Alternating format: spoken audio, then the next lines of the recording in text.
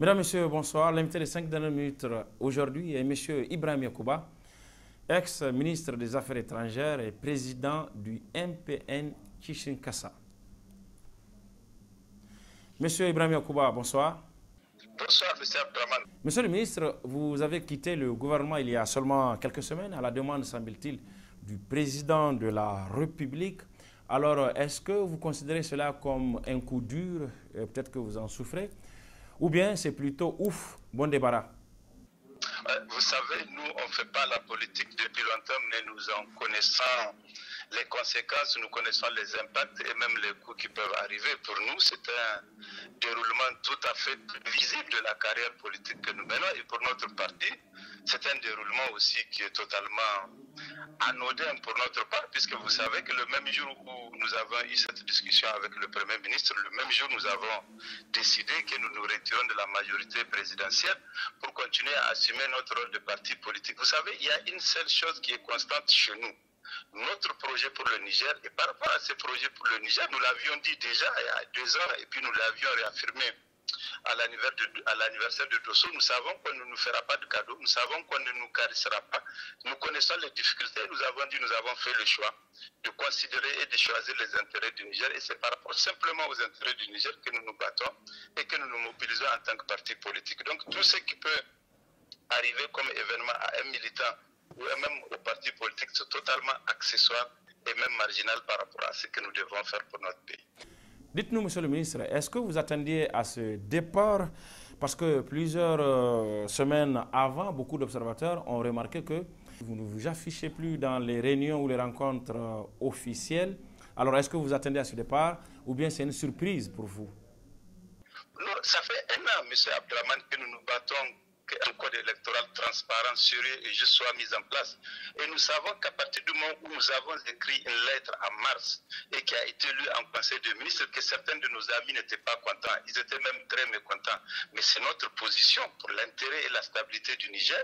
Nous savons ce que nous devons faire et c'était notre responsabilité pour nous de dire que ce code-là n'est pas un code capable de porter la stabilité et la sincérité des élections et que nous combattrons ce code avec toutes nos forces. Donc à partir du moment où nous avons fait cette lettre, nous savions, comme je vous l'ai dit tout à l'heure, qu'en face, ils n'étaient pas contents, mais nous nous sommes assumés.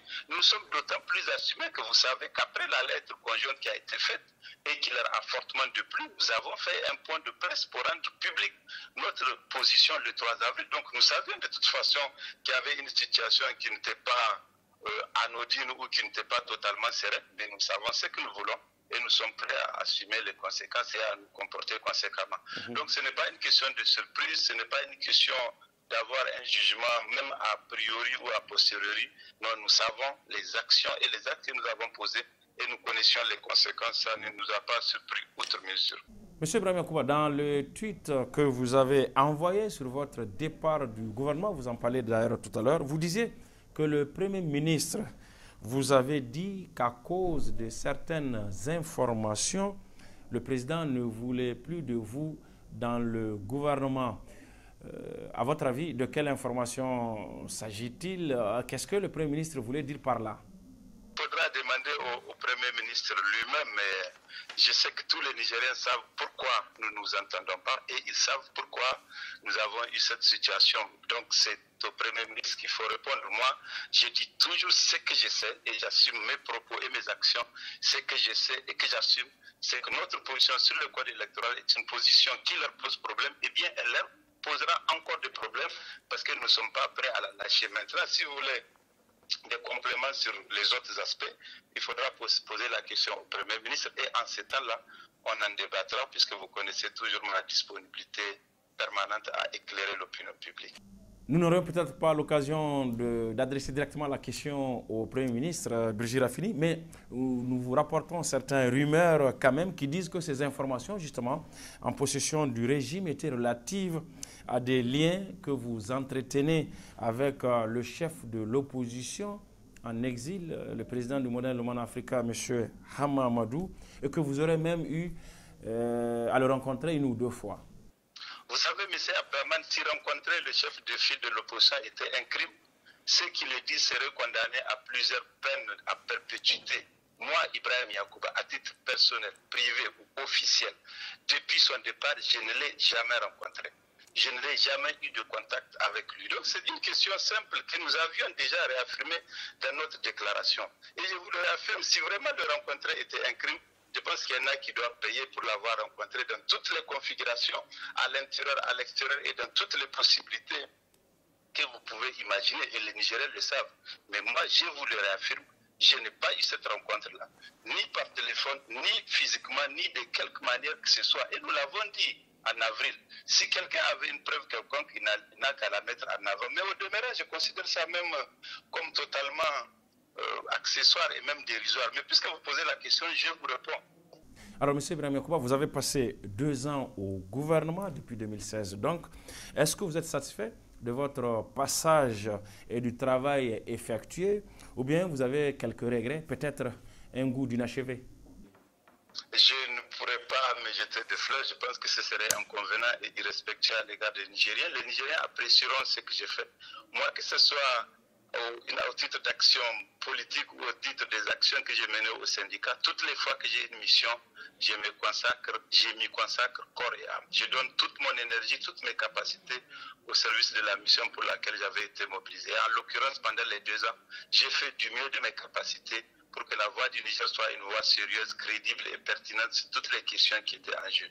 Donc, ce que j'ai fait, l'histoire le jugera et les hommes apprécieront, mais je ne voudrais pas moi-même me dire et me donner un satisfait quelconque, c'est totalement inconvenant de mon point de vue. Alors, votre départ du gouvernement coïncide avec les déboires de votre seconde épouse, Reki Moussa Hassan Jarmakoy, ex-DG de Asusu SA, avec sa tutelle, le ministre des Finances notamment. Est-ce que c'est lié? Et vous avez remarqué que jamais je n'ai pris position sur cette question, ni publiquement, ni en privé. Je pense que je ne le ferai pas aujourd'hui. Les Nigériens ne sont pas dupes. Les Nigériens savent ce qui est en train de se faire. Les Nigériens connaissent les tenants et les aboutissants de tout ce qui se fait. Donc moi, pour ma part, je ne changerai pas de point de vue. Je ne me prononcerai pas sur cette question publiquement. Je pense que les acteurs concernés ont les moyens de se défendre. Ils ont les capacités de se défendre et de leur point de vue. Pour ma part, je dirige une organisation politique et je me base sur des questions politiques qui sont connues. Et en l'occurrence, aujourd'hui, le sujet, le point sur lequel nous attendons des réponses, c'est qu'il y ait un processus électoral honnête, pas un processus qui permet déjà maintenant de savoir qui va gagner et qui va perdre les élections. Dans le même temps, vous-même et votre épouse avez du mal à partir avec le régime en place. Pour vous, c'est une coïncidence? Moi, je ne me prononcerai pas sur cette question qui la concerne. Elle s'est prononcée publiquement là-dessus et je fais confiance à l'intelligence des Nigériens pour savoir qu'est-ce qui est fait et c'est pourquoi. Moi, je ne ferai pas ce commentaire-là, M. Abdraman. Je m'en tiens à ce que je dois faire au titre de mon organisation politique et notre parti a un combat à mener. Nous le menons. C'est la question de la démocratie, c'est la question des libertés et c'est la question d'un processus électoral transparent. Pour cela, nous nous battrons. Mais moi, les autres questions, même concernant mon épouse, je ne compte pas me prononcer outre mesure. Ce n'est pas mon rôle et je n'ai pas l'intention de le faire aujourd'hui. Monsieur le ministre, vous avez quitté le gouvernement et votre parti, la mouvance présidentielle, notamment la MRN, mais aujourd'hui encore, certains de vos militants dans les cadres de commandement et même dans l'administration n'ont toujours pas quitté leur poste. Est-ce qu'ils font de la résistance ou bien qu'est-ce qui se passe? Notre parti s'est retiré de la majorité présidentielle. Nous avons pris nos responsabilités et tous nos militants, je dis bien à aucune exception, tous nos militants sont prêts à assumer leurs responsabilités et les assument. Donc ça, c'est un détail pour moi que vous allez juger au fur et à mesure de l'évolution ou chaque jour que vous voulez. Mais je n'ai absolument aucune préoccupation par rapport à cela. Notre position a été une position réfléchie, mûrement réfléchie et actée par le bureau politique national. Il ne faut pas croire, il n'y a personne, il n'y a aucun individu qui peut s'amuser pour dire qu'on s'est retiré de la majorité présidentielle simplement parce que c'est ça qu'il veut. Non, c'est la position de notre parti. Et vous savez, je peux vous dire, depuis 2 ans que ces partis existent, je ne connais pas beaucoup de partis qui ont le même fonctionnement démocratique comme le nôtre. Vous êtes témoin de la multiplication, de la récurrence des réunions du bureau politique du MPN. C'est notre choix, c'est notre ADN, la démocratie. Tout ce que nous faisons, c'est mûrement réfléchi, c'est concerté, c'est discuté et validé par les militants. Donc toutes ces positions-là, tous les actes que nous posons, ils sont validés, connus par l'essentiel des militants de notre parti. Et nous savons absolument ce que nous faisons. Vous ne craignez pas de dissension dans votre parti, quelques départs, voire même une scission? On accuse souvent à tort ou à raison le pouvoir en place de concasser les partis qui ne sont plus avec eux. C'est Abdraman, je n'attends absolument aucun cadeau d'aucun parti, quel qu'il soit. C'est cela la politique, c'est dur. Nos militants le savent. Ils savent que le chemin que nous avons choisi, de dire que nous allons nous battre, nous allons nous organiser, nous allons faire en sorte que notre parti gouverne démocratiquement ce pays, ce n'est pas un chemin facile entre nous. Vous imaginez qu'on a plus de 110 pays partis et simplement parce que nous avons dit que nous voulons gouverner, nous allons partir nous asseoir et personne ne nous fera aucun mal. Il n'y a ni naïveté, ni aucune candeur ou absolument aucune facilité que vous pouvez atteindre. En tout cas, nous, au MPN, vous avez vu, nous avons été construits en 57 jours. Nous sommes allés nous battre pour être le 5e parti de ce pays. Nous savons que ce n'était pas facile. Rappelez-vous les conditions dans lesquelles nous avons fait ces élections. Rappelez-vous même les conditions dans lesquelles nous avons pu avoir lancé ces partis-là dans les contextes que vous connaissez il y a 2 ans. Donc, il n'y a absolument rien qui puisse nous surprendre et absolument rien qui puisse nous ébranler. Les gens feront toutes les tentatives possibles. Ça fait peut-être partie du jeu tel qu'ils conçoivent la politique et nous nous comportons en conséquence. Nous sommes là.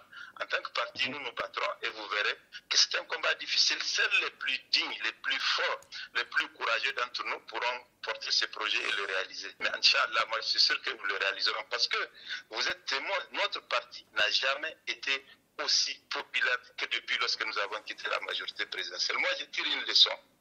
Les Nigériens sont respectueux du courage, ils sont respectueux de la vérité, ils sont respectueux des opinions qui s'affirment et qui s'élèvent sans ambiguïté. Nous avons eu le bénéfice du courage et de la clarté de notre position et ça va renforcer notre parti. Et je vous prie de croire que si les élections se faisaient aujourd'hui, notre résultat serait sans commune mesure et vraiment au-delà de ce que vous avez connu il y a 2 ans. Oui, mais peut-être bien, M. Ibrahim Yacoua. Mais qu'en est-il des rumeurs qui disent que le secrétaire général du parti, M. Hambali, si je ne m'abuse, appuyé par des militants du quartier Aéroport dans le 4e arrondissement communal de Niamey, membres fondateurs du parti, semble-t-il, veulent que vous quittiez la présidence du parti? Mais nous sommes un parti organisé, nous avons des structures, nous avons tenu un congrès. Vous êtes un journaliste politique averti.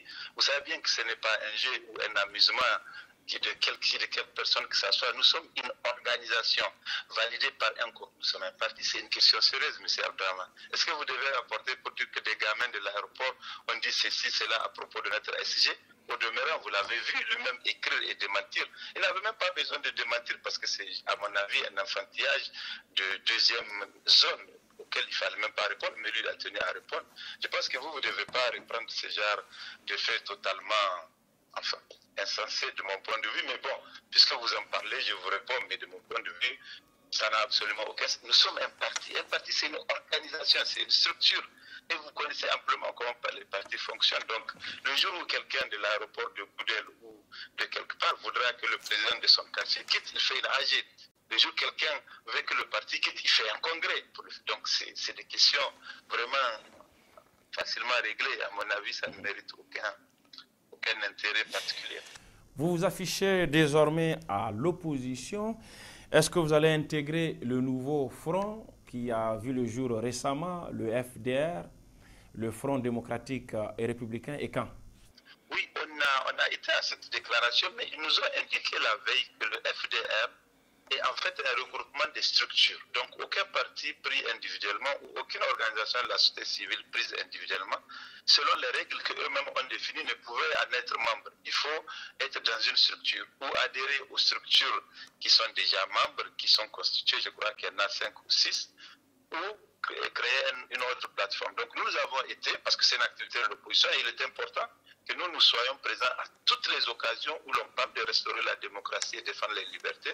Maintenant, pour ce qui est de notre adhésion ou notre organisation en tant que force politique, nous aviserons en temps opportun, mais je voudrais que vous sachiez et que vous portiez cette nouvelle que le MPN est désormais à l'opposition et nous nous battrons sur toutes les questions relatives à la démocratie, à la préservation des libertés, à tout ce qui touche l'intérêt des Nigériens et de notre pays en général et en particulier. Donc pour ce qui est de l'adhésion au FDR, il y a des règles précises. Nous verrons comment cela va évoluer, mais nous nous organiserons en tant que force politique qui va se battre au sein de l'opposition nigérienne. Monsieur Ibrahim Yacouba, au-delà du code électoral dont vous contestez certains aspects, votre parti et vous-même, que reprochez-vous exactement à la gouvernance actuelle du pouvoir de la Renaissance? Moi, je reproche et je me bats pour que le plan de restauration autoritaire et de confiscation des libertés qui est en marche ne puisse pas se mettre en œuvre ou ne puisse pas réussir. En vérité, si vous regardez au Niger, nous avons posé la question du code électoral depuis aujourd'hui 13 mois. Et depuis 13 mois, nous n'avons eu absolument aucune réponse.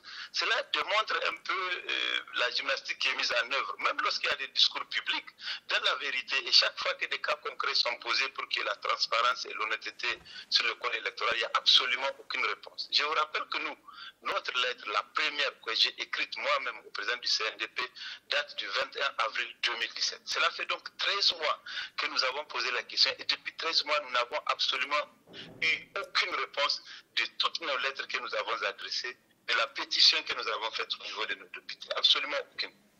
Ça, c'est un aspect. Mais au-delà, si vous observez bien, vous analysez, ce qui est en jeu aujourd'hui, M. Abdelrahman, c'est préserver la démocratie et les libertés. Tous les actes qui sont posés, ils ne sont pas isolés, ils ne sont pas anodins, ils participent d'un plan. Et je pense que les Nigériens doivent se mobiliser, doivent se battre pour que la démocratie et les libertés, qui sont les garanties permanentes pour chacun, qu'il soit du pouvoir aujourd'hui ou de l'opposition demain, puissent être mises en place. C'est la défense de la démocratie et des libertés. C'est pour cela que nous, le combat pour la démocratie et les libertés, nous le mènerons avec nos forces et toutes nos capacités. L'opposition politique à laquelle vous appartenez désormais, Monsieur le Président, est très minoritaire, à l'Assemblée nationale notamment, dont vous parlez tout à l'heure. Qu'est-ce que vous comptez faire pour renverser le rapport de force en votre faveur d'ici 2021, c'est-à-dire d'ici 3 ans, voire même dans moins de 3 ans?